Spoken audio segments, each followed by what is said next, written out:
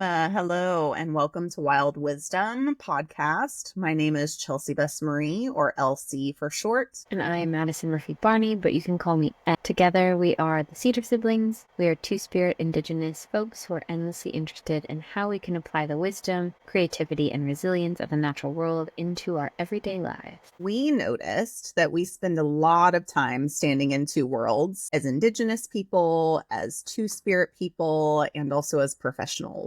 This constant switching can be challenging in the best of times, but even more so in this moment. This podcast is one of our attempts to not only do less code switching, but to bring our worlds closer together and in a balanced way that invites listeners to learn from the natural world as we take on this group project of collective survival and liberation. On each episode of this podcast, we focus on one species and their characteristics that can offer us guidance during the tumultuous times we live in. This week, we'll be learning from turtles. And before we begin in our discussion of turtles, we want to remind you that you can support our work by joining our Patreon, Cedar Siblings, and Instagram at Wild Wisdom Pod. We'd also love to hear from you via email at wildwisdompod@gmail.com. All right. With that, we invite you to take a deep breath or take a moment to ground and cleanse, and away we go. Okay, so turtles are some of our oldest relatives. Well, not some of our oldest, but they've been around for over 220 million years and have survived many major extinction events, making them what some people call a living fossil, which I think is a little bit rude to call somebody that, but also extremely badass. So it's both at once. And so as we know, one of the hallmark features of a turtle is that they have a shell. They're known for their protective shell, which consists of two parts, the upper and the lower. They're fused together, or they're fused to their spine and their ribs, and thus the shell is a really integral part of their skeleton. And turtles also don't have teeth. They have a beak-like structure for biting and tearing food.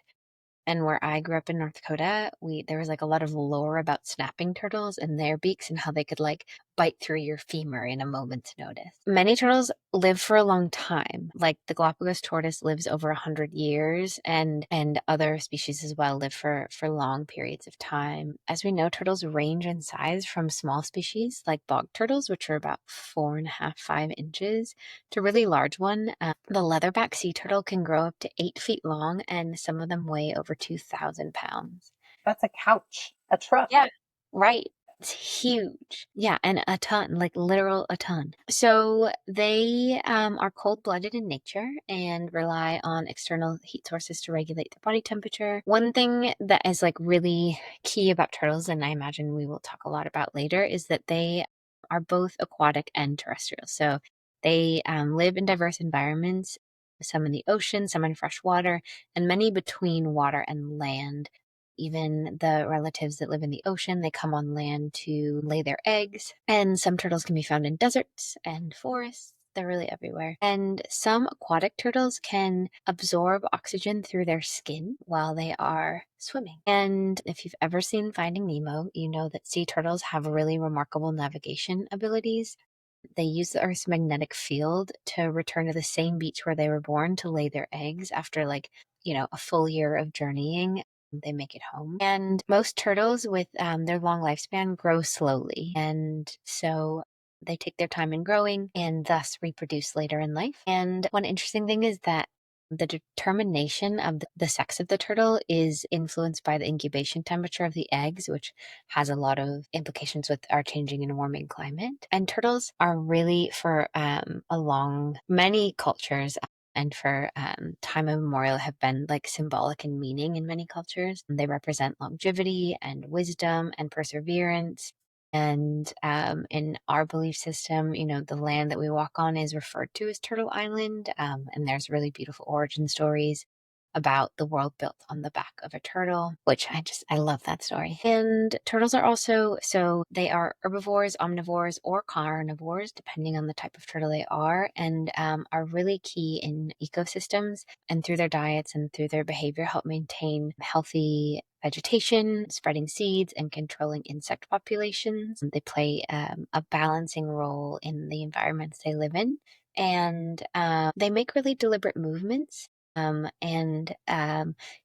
have a lot of conversations, like cultural stories and things about the pace of a turtle and moving as a turtle and things like that. And something that we don't talk a lot about on the other end of that is how quick they are underwater. So often slow on land and quick in water. And perhaps you have had the absolute joy of seeing turtles sunbathing together on logs. In this way, they exhibit interesting social behaviors and tend to sit together and enjoy the sun together.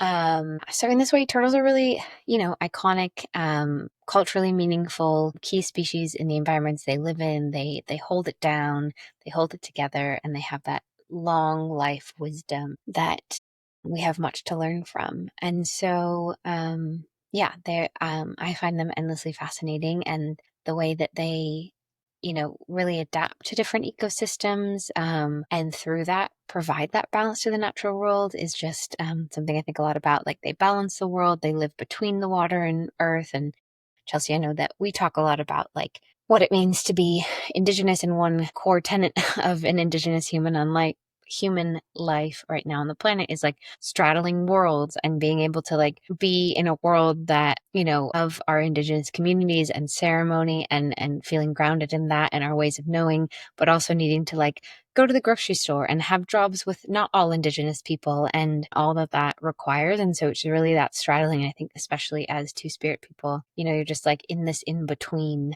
portal all the time. And I think that turtles can really guide us in that and show us the way in having comfort and solidity, and like the slow growth of being between worlds and between elements. 100%. And I think for you and I, there's more complexity to that because we were out here running shit too. So we have really complex work lives where we're having to navigate pretty non-Indigenous, mostly white spaces in a lot of ways that don't line up with a lot of our kind of ways of knowing, ways of being, value systems. And we have had to learn how to navigate what can be a really challenging, not super hospitable environment and thrive and be able to, like bring folks along with us and help them figure out how to navigate those spaces while also still being able to like thrive in our communal spaces and, also try to really excel just as much, if you will. I hate using that word, but excel just as much in like our reconnection and our community ties and our access to ancestral knowledges. And that's a lot of stuff to do. And so I'm glad that we have the model of turtles being so keen in multiple spaces and multiple ecosystems to let us know both we're not alone in as a species, as a two-spirit people, as Indigenous people, in doing that. And also turtles have been doing it forever and ever and ever. So we're going to be all right. Right. And they've been doing it forever and ever with shells that protect their soft bodies. And so, like, they don't do this, like, world balancing and going in between without also having built-in protection, which is a reminder to us to always have that. But one thing you said there made me think of, like, another element of the straddling of the worlds and the reconnection moment. And I know we talk about this a lot in our conversations of, like, for the age that we are, our parents' generation were often a rather disconnected generation for the need of survival. And like, I have one friend who's one generation above her always said, it was anything was better than being Indian. And so a lot of people just sort of, didn't have the cultural connections because they were just trying to survive in the world and make a way for their families and all of that. And so I think about like the turtle as a real mentor in this moment too, is like the slow and steady process and the in between the worlds, and being the generation that's like extremely focused on reconnection to our ways of knowing, while there is still time to connect with generations who are still on the planet, who were more connected and didn't have to, um, you know, while our elders are still here. And then also and that like allowing that, even that it does feel, and in many ways is, an urgent process of having to like move quickly and learn everything and connect and reconnect and things, of also understanding that like the true pace of learning and the true pace of connection is moving slowly and steadily and doing it in a way that honors that these teachings take time. But yeah, it's just, like for my family, it was like my grandmothers were extremely, connected. My grandmother was in a boarding school and she was a proud Native person her whole life and taught Native children and all of that. And then my father learned a lot from her, but didn't pass as much on. And so it's sort of like my siblings and I's role and responsibility really seems to be to like reconnect that circle and make sure that the generations to come have her teachings, despite the fact that she is no longer Earthside. So that's something about in like the pace of the turtle and the protection of the turtle and the like two worlds of the turtle is also that reconnection moment of bringing it together. And Yeah, it's like moving at the pace of relationship. right. And like there are so many complex layers to people, period, that you learn new things about them that give new context to conversations or behaviors that you've noticed or those types of things that even if you think you've learned something from, one phase of a relationship with someone, that you can reflect back on that or have that like circle come back around and learn something completely different. And I think you're hitting on something that's probably pretty present for both of us right now, of just like it's amazing that these turtles, some live for so long and have that like endurance and can pass on those kind of behaviors and instincts and those types of things. And it just makes me reflect on how important it is for us to center more those relationships with our elders. You and I have an elder right now who is going through health challenges and is a big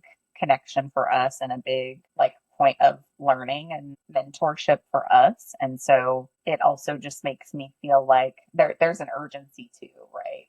Kind of to your point of we both have to move at the speed of relationship building and of sitting with. I think a lot of knowledge just comes from sitting with people and learning from and doing things with them alongside them. We have that mixed with the urgency of our elders are like up in age, and historically, epigenetically, we have a lot of health challenges from all of the historical and present ongoing trauma that our communities are faced with and go through all the time. And so there's this like both slowness that we have to move at and also this urgency that really butts up against that for Yeah. One wild epigenetic anecdote is that, okay, so the grandmother I mentioned, so like since her generation, so that'd be my dad, and then my generation thereafter, none of our family members can really tolerate like physical touch. I'm really the only one of my siblings who like, enjoys hug or, just like mild levels of touch in familial ways. And then even my nephews who've never and will never meet my grandmothers, even when they were like newborns, didn't want to be held super close and just like sort of had that touch aversion. And like that is a direct, like you can trace that in our lineage directly from boarding schools and how they treated children. And like since then, it's just sort of like made its way into our family. And so the reason I bring that up is one, because you mentioned epigenetics, but the other is that like while so much feels urgent in our personal lives with learning from others and just collectively with so much going on in the world, I think there's also just the recognition of like that turtles remind us of slow change tends to stick more than rapid change. Like turtles have all these adaptability mechanisms in changing climate. So they can dig themselves under the earth and slow their breathing and blood flow and be there for a long time and then come out and adapt. And they just have these ways to make do in, as the world changes around them, and still act as that balancing act and that like really sort of grounding, reliable species. And so I think, like as we think about the long game of change that we need to like find and muster and carry energy for, what's going to be needed along that way is that like adaptability, and ways that we adapt and find ways. And I think it's worth mentioning that one of the ways that turtles also do that is like, which is to me like quintessential pleasure seeking, is that they sun themselves on logs. And I know part of that's being cold-blooded, but it's also like, that's an important adaptability too, is to like gather on a log in a pond and like hang out for a while until you're comfy and like ready to go do the next thing. And we need to build that into and make sure that we are like sunning our bellies in literal and metaphorical ways while we like buckle up for the slow change that we want to act fast on. Yeah. I think about this podcast as one of the ways that I'm sunning my belly, Yeah. because we have so many other things going on in our work lives and personal lives, but making space and time for us to have these conversations and even just have an hour or two to be able to be in community and put those things aside is, I think, a really great way for us to kind of recharge and feel that joy of the sun, and to also do some of the other things at the same time of like preserving and passing on and having conversation. And so I think that's really important. The other thing that's coming up for me, one of my biggest like life lessons, I think it's connected to kind of what you were just talking about too, has come from like turtles have modeled one of my lifelong lessons that I constantly am having to learn and relearn. So I have a dear friend that is Colombian and grew up there, spent a lot of formative years kind of on both sides of the west coast of Colombia and central Colombia, and has done a lot of work with the indigenous communities there around kind of preserving culture, preserving practices, and human rights stuff. The indigenous tribes have really been caught between these militant guerrilla groups, the military, and the state. And similar to many of our stories here in Turtle Island, have been displaced like repeatedly over and over again. And so, in many ways, they have access to some practices but don't know why they do them. Like they've lost connection to the where they came from and like why it's important for them to do it.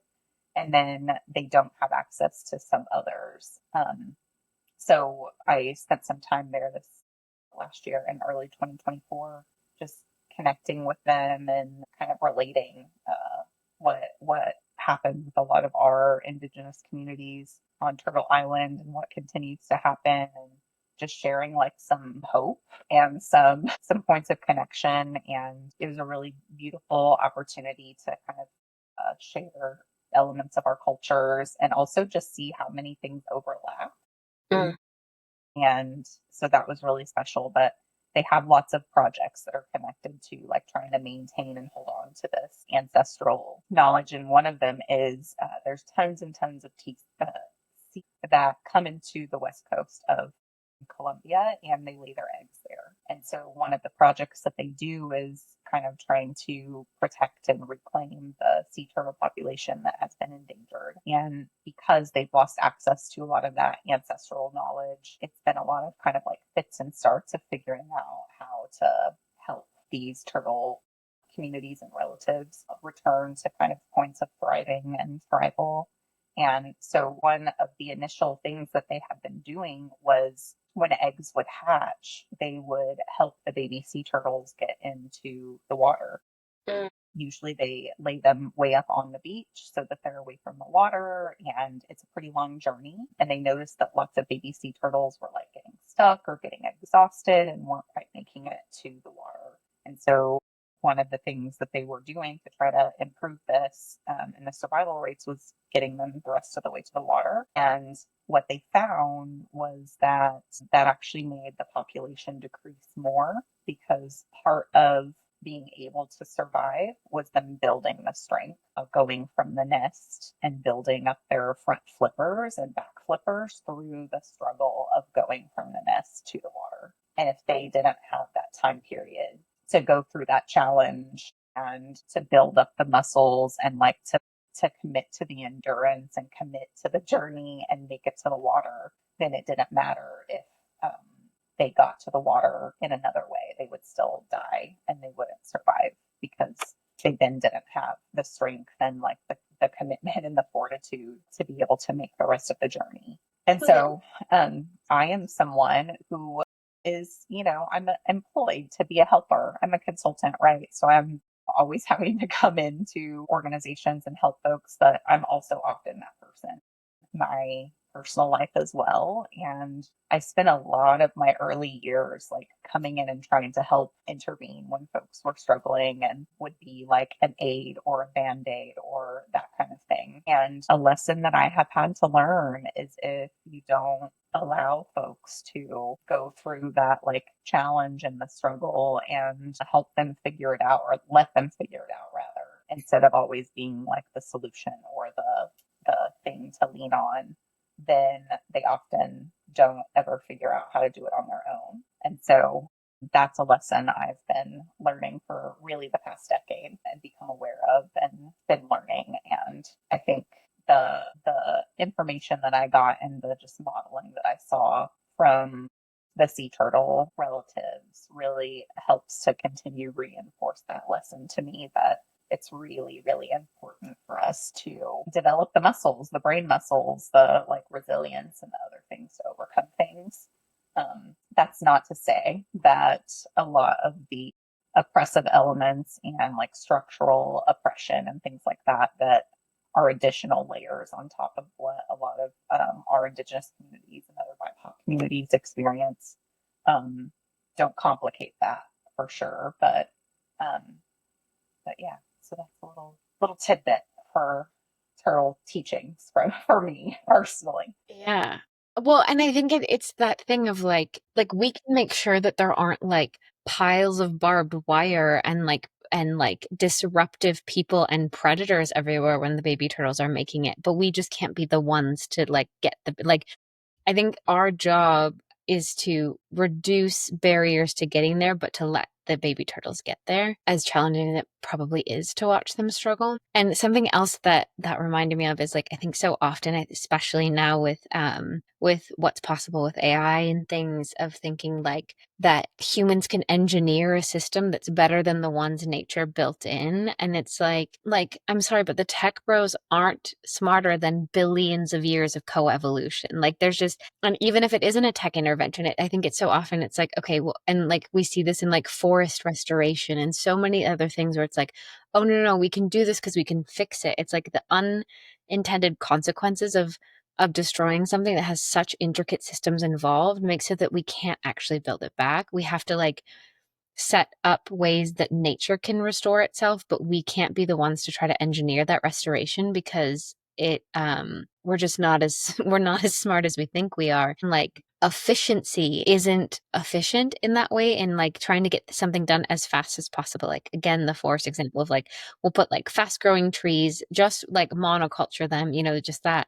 It's or like the efficiency of like we'll rush the turtles to the sea, to the water, takes out, like it actually makes the process so much more arduous for nature and for the impacted relatives and species along the way. So I yeah. think another piece of that too is I did a lot of work in my master's education and in my kind of early consulting years around international aid. Mm. And I think the same thing resonates and is true for that space as what you're talking about now, of if you rush to help and implement a solution that you think is going to be helpful without actually understanding or knowing or being connected to the why and the how and the who of what's currently happening, it often makes things worse. Nature has been around and figuring shit out from the jump. And I think, yeah, it's really challenging for in an environment that pushes us to be in a space of urgency and production and capitalism, that like really the right answer is again relationship and slow pace and yeah, like co-working to remove barriers and also letting people develop the muscles that they need to develop. Right. And similarly to like how the species have been around for so much longer, like the communities that outsiders think they can like quote unquote help, like those communities know what they need to thrive. They've just been deprived of it largely by like systems that intentionally do so. But it's like there's no one who needs like our outside sense of like what might work. It's like They just need collaborators and like co-conspirators in what they already know to be true. Or for colonizing entities to stop coming and fucking up their situations and stealing all of their resources to begin with, which causes the instability and issues and challenges, which is like a historical footprint that continues to be perpetuated over and over and over again. Yeah, it's just wild to me. And it's just like another conversation and could go on for weeks on end with only water breaks. But like the conversation of like how aid really is just like colonization in a weird little costume It's the that gets biggest a lot of gaslight. funding. It's just the fucking weirdest thing. It's so weird. Yeah. And I mean, we see that in our like indigenous communities too, of like, you know, it's that like weird dichotomy that we talk about all the time of like, until people are really up close and working alongside of you, there's like this weird like tokenization and like idealization of indigenous and indigeneity. But then once there's like actually collaboration happening, it's like this sort of like, no, no, no, you need our like outsiders being like, you need our help. We'll show you how to do it, and a complete discrediting of like indigenous ways of knowing. It's one of those things that sounds good until people actually like have to do something. And I was talking with somebody because I've done a fair amount of land back work, some in the like tracking and understanding the mechanisms used for land back, and the other in facilitating sort of like what may I call land back gone wrong. And so I was talking to somebody yesterday who's in the midst of a like land back might go wrong. What do we do to make sure it doesn't moment? We were talking about how he was like, or sorry, they were like, it's the weirdest thing. Like, you know, like they were so, like the whole, it's around a church giving back the land. And it was like the whole congregation was so for it and so excited. And then we actually started doing it and it just got so weird. And like all these things came up. And it's just that tension of like, um, as you're straddling worlds, the closer you get to bringing people to yours and to like what it means to exist in a way that like is in balance, just like shit comes up for people and it gets really weird. And like, and so I was like, yes, this is a part of it. And as a doula, I was like, everything becomes a birth metaphor. I was like, all births are different. All births need different like comfort mechanisms. And so often, I think, especially in land back, we have to like cater to the comfort of colonizers in order to make sure that the land is there for the next generation. But like all births need different comfort measures and all births have like a really messy moment, but in the end, like it happens. And so land back as birth. But the reason I'm saying that is it just like, it's another instance of like, well, this sounds good, of course, solidarity. And then it's like, okay, but you actually like, here comes that moment for solidarity and all the claims you've been making. And it's like, well, we cannot do that. It's way too uncomfy. And it's like, all right, well, nice try. I encounter that a whole lot in my consulting practice You around. mean the nonprofits have that going on? What? Yeah, not just the nonprofits. We work with educational institutions, mostly higher ed, some K through 12. We also work with corporations. Mm-hmm. And it doesn't matter what industry or area you work in, we see it all the time. And Mm-hmm. yeah, it's this there. I think what it comes down to oftentimes is there's this fundamental incompatibility between structural capitalism and equity, right? And traditional ways of knowing and being. And while you may be able to meet in the middle in some ways, there's always going to have to be like one side is going to lose something, is not going to be able to Hmm. adhere to what it needs to do. And so I have worked with a lot of nonprofits or organizations who are trying to do equity work or trying to do things like land back or trying to do reparations or different things like that, who have largely not done a whole lot of groundwork, have really fantastic intentions, and then figure out that there's this like huge gap. There's a big chasm between what structures that are built in and beholden to capitalism can do Mm-hmm.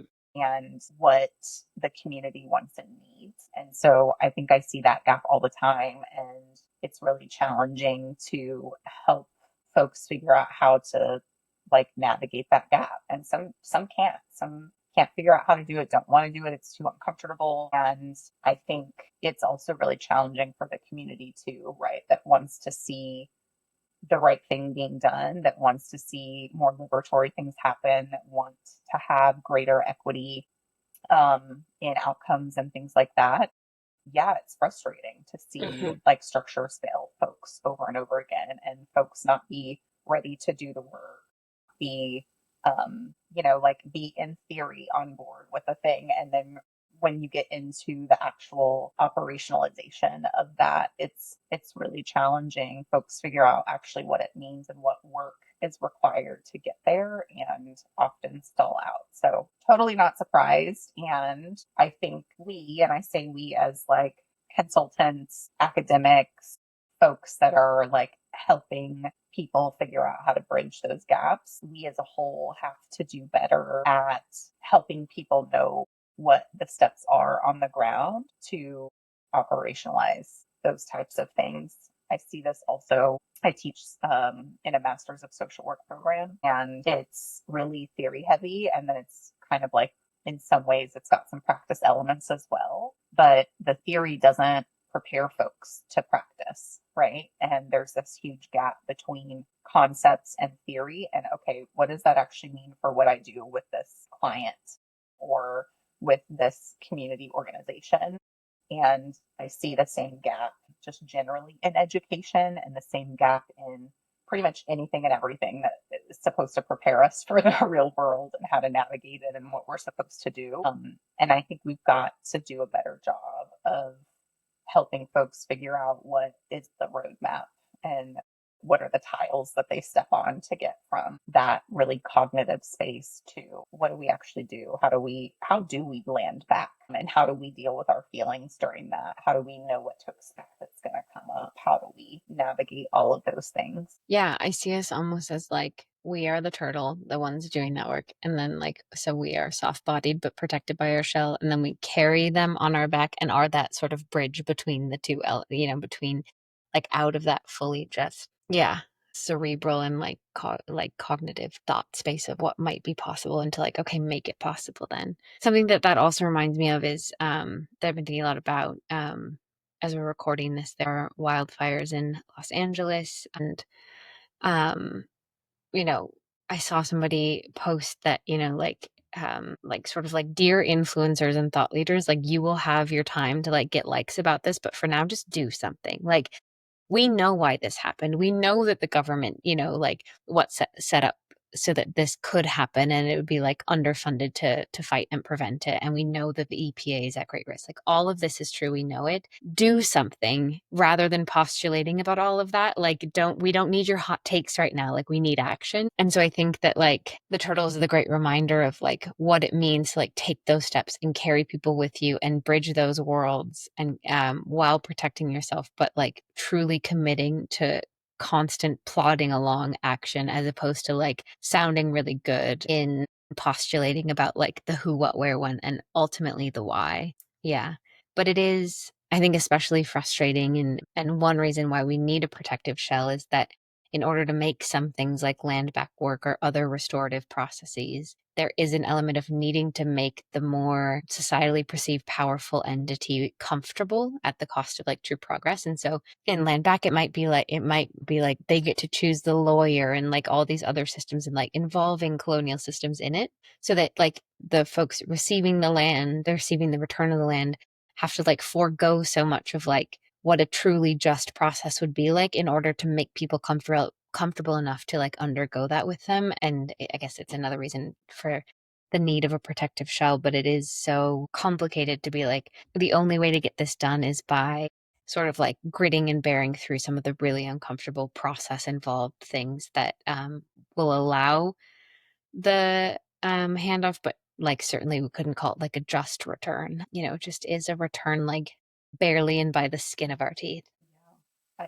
I see again a lot of comfort needs from folks in projects, and the more power that folks have, generally, the more comfort that they need.